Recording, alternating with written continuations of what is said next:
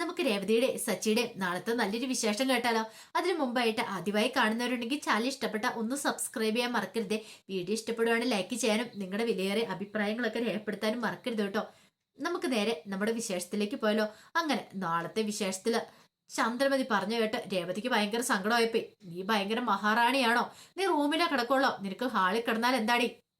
നിന്റെ എന്തെങ്കിലും തേഞ്ഞു പോ എന്നൊക്കെ ചോദിച്ചോണ്ട് ഭയങ്കരമായിട്ട് മോശമായിട്ട് രീതിയിലുള്ള സംസാരം സംസാരിക്കുവാണ്. അത് കേട്ട് കഴിഞ്ഞപ്പോ തന്നെ സച്ചിക്കും ഭയങ്കര വിഷമമായിപ്പോയി. ഈ സമയത്ത് രവീന്ദ്രൻ പറഞ്ഞു, ചന്ദ്രൻ നീ ഒന്നും നിർത്തുന്നുണ്ടോ? പിന്നീട് സച്ചിയോട് പറഞ്ഞു, നിങ്ങൾ ഇന്ന് എന്റെ മുറി കിടന്നോളാൻ പറയാണ്, എനിക്ക് കുഴപ്പമില്ലാന്ന് പറയാ. പക്ഷെ സച്ചി സമ്മതിച്ചില്ല. സച്ചി പറഞ്ഞു, വേണ്ടച്ചാ, ഞാൻ രേവതിയും കൂടെ ടെറസിലോ ഹാളിലോ എവിടെയെങ്കിലും കിടന്നോളാം, അച്ഛൻ പോയി കിടന്നോളാൻ പറയാണ്. ശ്രുതിക്ക് ഭയങ്കര സന്തോഷമായി.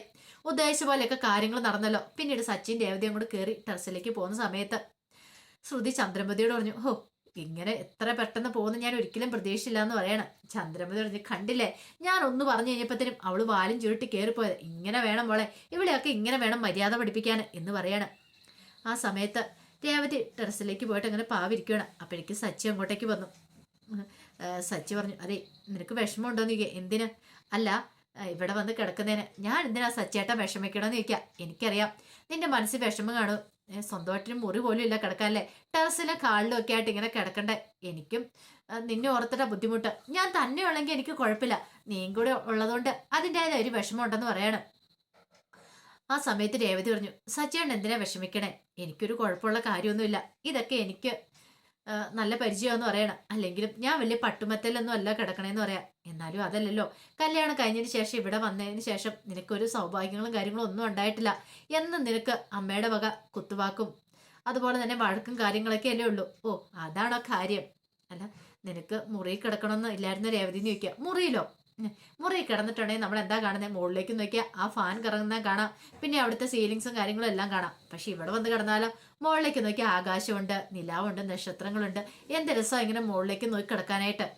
പിന്നെ പോരാത്തന്നെ സച്ചേണ്ണും എൻ്റെ കൂടെ ഇല്ലേ, പിന്നെ എനിക്കെന്താ കുഴപ്പമിരിക്കുന്നേ? നമ്മള് വലിയ മുറിയിൽ കിടന്നോ വലിയ കൊട്ടാരത്തിൽ കിടന്നോ പറഞ്ഞിട്ടൊന്നും കാര്യമില്ല. നമ്മുടെ മനസ്സിൽ സന്തോഷം സമാധാനം ഒക്കെ ഇല്ലെങ്കിൽ നമ്മൾ എത്ര വലിയ മണിമാളയിലോ മുറിയിലോ കിടന്നിട്ട് കാര്യമില്ല. ഇപ്പൊ തന്നെ കണ്ടില്ലേ, ഇവിടെ വന്ന് കിടക്കുമ്പോൾ സന്തോഷത്തോടുകൂടി സച്ചേട്ടനോടൊപ്പം കിടക്കുമ്പോൾ എനിക്കത് മതി.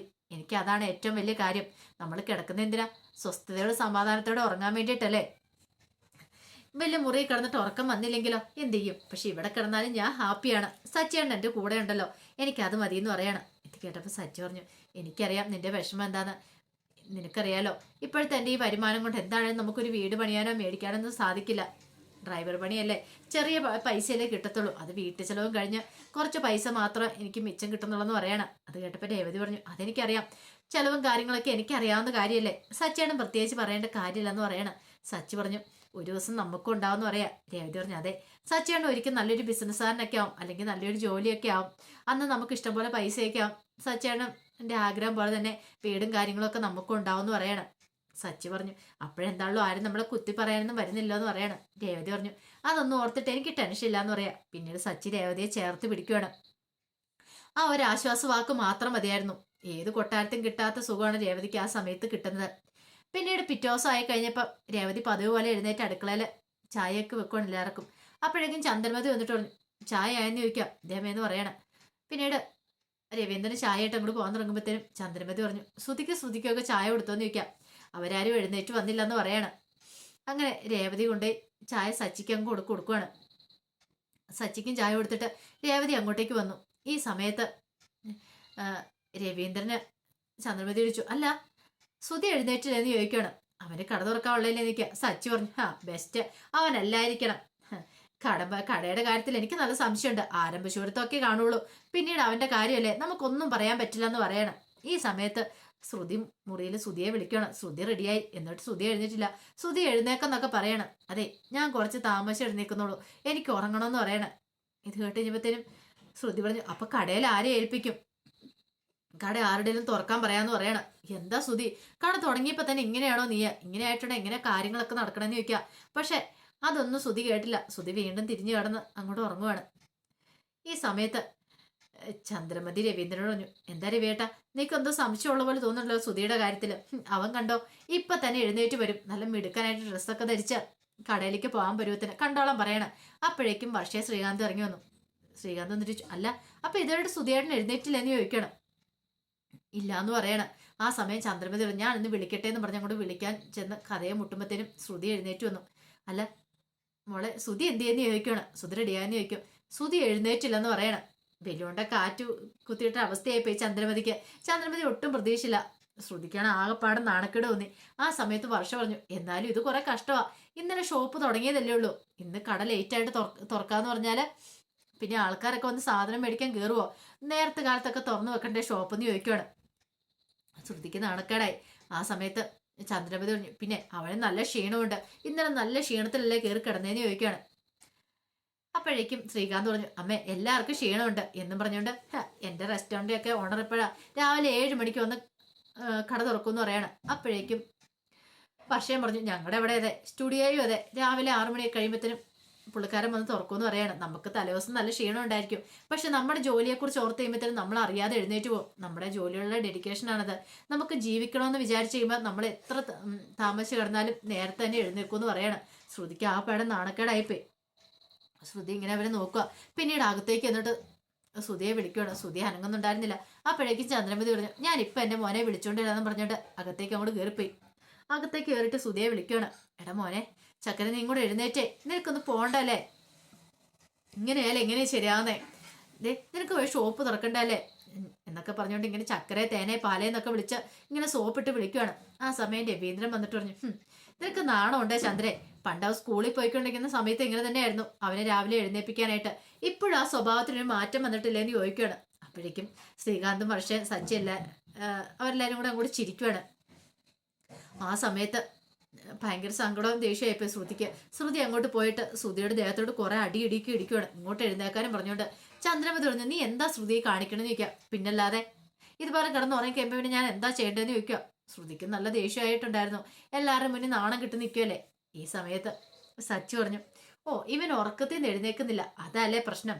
അത് നിസ്സാര കാര്യമല്ലേ, ഇപ്പൊ തന്നെ ഇവനെ എഴുന്നേൽപ്പിക്കാന്ന് പറയണം. എങ്ങനെ എഴുന്നേൽപ്പിക്കും? അതൊക്കെ കണ്ടോളാൻ പറയണം. പിന്നീട് എന്ത് ചെയ്യണം? അങ്ങോട്ട് പോയിട്ട് ഒരു കപ്പ് നിറച്ചും വെള്ളവും കൊടുത്തോണ്ട് വന്നു. അത് സുധിയുടെ മേത്തേക്ക് ഒറ്റ ഒഴിക്ക് അങ്ങോട്ട് ഒഴിക്കുകയാണ്. സുധി തുള്ളിക്കൂടി ചാടി എഴുന്നേറ്റു. സുധി ഓർത്ത് മഴ പെയ്യുമായിരിക്കും ഓർത്ത് എഴുന്നേറ്റാ. എന്താ ഇതെന്താ എന്നൊക്കെ ചോദിക്കുകയാണ്. സച്ചി പറഞ്ഞു, മനസ്സിലായില്ലേ വെള്ളം ഒഴിച്ചേ?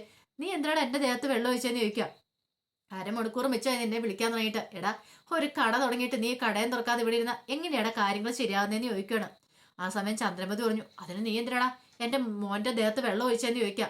അവന്റെ കട അവൻ ഇഷ്ടമുള്ളപ്പോ തുറക്കൂന്ന് പറയാം. അവൻ ഇഷ്ടമുള്ളപ്പോ തുറന്നോട്ടെ, പക്ഷേ അത് അച്ഛൻ്റെ 50 ലക്ഷം രൂപ കൊടുത്തതിന് ശേഷം മാത്രം. അച്ഛന് 50 ലക്ഷം രൂപ കൊടുക്കാനുണ്ട്. ആ പൈസ കൊടുക്കണമെങ്കിലേ ഇവന് കിട്ടുന്ന ലാഭത്തിൽ നിന്ന് വേണം കൊടുക്കാനായിട്ട്. ആ പൈസ കൊടുക്കാതിരുന്നിട്ടുണ്ടെങ്കിലേ അച്ഛൻ്റെ അവസ്ഥ എന്താവെന്ന് അറിയാലോ. അതിനുശേഷം ഇവന് ഉറങ്ങുവോ കട തുറക്കുവോ തുറക്കാതിരിക്കോ എന്ത് വെള്ളം ആയിക്കോട്ടെ എന്ന് പറയാണ്. സുധി ആ പാടം നാണം കെട്ടുപോയി. ആ സമയം ചന്ദ്രമതി സുധിയോട് എഴുന്നേറ്റ് പോയി റെഡിയായിട്ട് വാടാ വൃത്തിയായിട്ടവനെ, ആ മനുഷ്യനെ പറയിപ്പിക്കാനായിട്ട് കിടക്കുക എന്നൊക്കെ പറഞ്ഞുകൊണ്ട് ചന്ദ്രമതി ദേഷ്യപ്പെടുവാണ്. പിന്നീട് സുധി അങ്ങോട്ട് എഴുന്നേറ്റ് പോവാണ്. ഈ സമയത്ത് ശ്രുതിക്ക് നല്ല ദേഷ്യം വന്നു. എല്ലാവരും കൂടെ പോയി കഴിഞ്ഞപ്പോൾ ശ്രുതിയുടെ അടുത്ത് എന്നിട്ട് പറഞ്ഞു, ദേ മനുഷ്യനെ വെറുതെ ഒരുമാതിരി നാണം കെടുത്താ ഇരിക്കില്ല കേട്ടോ എന്ന് പറയണം. നാണം കെടുത്താനോ? അതിന് ഞാൻ എന്ത് ചെയ്തു? ഇപ്പൊ തന്നെ കണ്ടില്ലേ എത്ര വിടി വിളിച്ചു. ശ്രുതിക്ക് ഇങ്ങോട്ട് എഴുന്നേറ്റാൽ എന്തായിരുന്നു കുഴപ്പം? മനുഷ്യനെ വെറുതെ ഓരോന്ന് പറഞ്ഞിട്ട്. ദേ ഒരു കാര്യം ഞാൻ പറഞ്ഞേക്കാം, ഇങ്ങനെ കടയെ അടച്ചിട്ട് ഇവിടെ വീട്ടിൽ കയറി ഇരുന്നിട്ടുണ്ടെങ്കിൽ കച്ചവടം കാര്യങ്ങളൊന്നും നടക്കില്ല എന്ന് പറയണം. പറയാനുള്ളത് ഞാൻ പറഞ്ഞുകൊണ്ട് ശ്രുതി ദേഷ്യപ്പെട്ട് അങ്ങോട്ട് ഇറങ്ങി പോവാം. ആ സമയത്ത് രേവതി അടുക്കളയിലായിരുന്നു. രേവതി അടുക്കളയില് ഉച്ചക്കത്തിനുള്ള ഫുഡും ഒക്കെ തയ്യാറാക്കാൻ തുടങ്ങണം. രാവിലത്തെ കാപ്പിയും കാര്യങ്ങളും ഉണ്ടാക്കി. അപ്പോഴേക്കും ചന്ദ്രമതി വന്നിട്ട് ചോദിച്ചു, അല്ല എന്താ കറികളും കാര്യങ്ങളും എന്നൊക്കെ ചോദിക്കണം. രേവതി പറഞ്ഞു, കറികളും ചോറും ഒക്കെ റെഡി ആയിട്ടുണ്ടെന്ന് പറയണം. അതെ സ്പെഷ്യൽ ഉണ്ടാക്കണം എന്ന് പറയാം. സ്പെഷ്യലോ? അതെ ചിക്കൻ കറി ഉണ്ടാക്കണം, മീൻ വറുത്തം ഉണ്ടാക്കണം, 3-5 കൂട്ടം കറിയുടെ പേര് പറയാ. ഇതെന്താമേ ഇന്ന് വല്ല ഗസ്റ്റ് വീട്ടിൽ വരുന്നുണ്ടോ എന്ന് ചോദിക്കുക. ഇല്ല പിന്നെന്തിനാ? അതെ ശ്രുതിക്കൂടെ ഉച്ചയോടെ കൊടുത്തു വരണം, അതിന് വേണ്ടാന്ന് പറയാണ്. ഇത് കേട്ട് ഇനിയിപ്പോ രേവതിക്ക് ദേഷ്യം വന്നു. രേവതി പറഞ്ഞു, അമ്മേ അതൊന്നും എന്നെ കൊണ്ട് പറ്റുന്ന കാര്യമല്ല. ഞാൻ സ്ഥിരം ഉണ്ടാക്കുന്ന പോലെ ചോറും കറികളൊക്കെ ഉണ്ടാക്കിയിട്ടുണ്ട്, അതെല്ലാരും അങ്ങോട്ട് കഴിച്ചാൽ മതി എന്ന് പറയാം. നിനക്കെന്താടി ഇത്ര ഇത്? ഞാൻ ഉള്ള കാര്യം പറഞ്ഞെന്ന് പറയാം. ദേ നിന്റെ അഹങ്കാരം മനസ്സിൽ വെച്ചാൽ മതി. എനിക്ക് മനസ്സിലായടി, ഇന്നലെ മുറി തരാത്തന്റെ വൈരാഗ്യം നീ തീർത്തല്ലേന്ന് ചോദിക്കുക. വൈരാഗ്യോ? ഞാനോ? അതിന്റെ ആവശ്യമൊന്നും എനിക്കില്ല അമ്മയെന്ന് പറയാം. അതേടി നീ വൈരാഗ്യം തീർത്ത തന്നെയാന്ന് പറയണം. അത് കേട്ട് കഴിഞ്ഞപ്പോഴത്തേനും രേവതിക്ക് നല്ല ദേഷ്യം വന്നു. രേവതി പറഞ്ഞു, അമ്മ വെറുതെ എഴുതാപ്പുറം വായിക്കേണ്ടെന്ന് പറയണം. ഞാൻ എഴുതാപ്പുറം അല്ല വായിച്ചത്. നിന്റെ അഹങ്കാരം ഉണ്ടല്ലോ ഞാൻ കാണിച്ചു തരാടി, മര്യാദയ്ക്ക് ഉണ്ടാക്കിക്കോണെന്ന് പറയാം. രേവതി പറഞ്ഞു, എന്നെ കൊണ്ട് ഉണ്ടാക്കാൻ പറ്റില്ല. ശ്രുതിക്ക് വേണമെങ്കിൽ ശ്രുതിയോട് ഉണ്ടാക്കി കൊടുക്കാൻ പറ. അല്ല ഞാനല്ല ശ്രുതിയുടെ ഭാര്യ, അറിയാലോ. ശ്രുതിയല്ലേ, ശ്രുതി ഉണ്ടാക്കി കൊടുക്കട്ടെ. ഞാൻ എന്തിനാ അയാൾക്ക് വേണ്ടി ഉണ്ടാക്കണമെന്ന് ചോദിക്കാം. അമ്മയ്ക്ക് വേണേൽ പറയാൻ ഉണ്ടാക്കി തരാം, അച്ഛന് വേണമെങ്കിൽ ഉണ്ടാക്കി തരാം, പിന്നെ സച്ചേണ്ണനും ഒക്കെ വേണേൽ ഉണ്ടാക്കി കൊടുക്കാം. പക്ഷെ എങ്കിൽ ശ്രുതിക്ക് ഉണ്ടാക്കി കൊടുക്കാൻ എന്നോട് പറയരുത്, ഞാൻ ഉണ്ടാക്കി കൊടുക്കില്ല എന്ന് പറയണം. ഓഹോ, നിനക്ക് അത്രയ്ക്ക് അഹങ്കാരമാണ് നിൽക്കും. അതെ എടി, നിന്റെ സൂക്കടിയെ മാറ്റി തരാന്നൊക്കെ പറയണം. ഇത് കേട്ട് ഇനിയിപ്പോ രേവതി പറഞ്ഞു, ഇനിയിപ്പൊ അമ്മ എന്തൊക്കെ പറഞ്ഞാലും ശരി, അവർക്ക് വേണ്ടി ഉണ്ടാക്കാൻ എന്നെ കിട്ടത്തില്ല, അത് അമ്മ വേറെ ആളെ നോക്കണം എന്നും പറഞ്ഞ് ദേഷ്യപ്പെട്ട് അങ്ങോട്ടേക്ക് ഇറങ്ങി പോവാണ്. ചന്ദ്രമതിക്കാണ് ആകെപ്പടെ ഭ്രാന്ത് പിടിക്കുന്ന പോലെ തോന്നി. ചന്ദ്രൻ ആകെപ്പടെ വല്ലാത്തൊരവസ്ഥയിൽ നിൽക്കുകയാണ്. അപ്പൊ അതിന്റെ വിശേഷങ്ങളൊക്കെ ആണെന്ന്. ആ വിശേഷങ്ങളൊക്കെ നമുക്ക് എല്ലാവർക്കും കാത്തിരിക്കാം കേട്ടോ. ഒരിക്കൽ കൂടി എല്ലാവർക്കും ശുഭരാത്രി നേർന്നുകൊണ്ട് നിർത്തുന്നു. നന്ദി.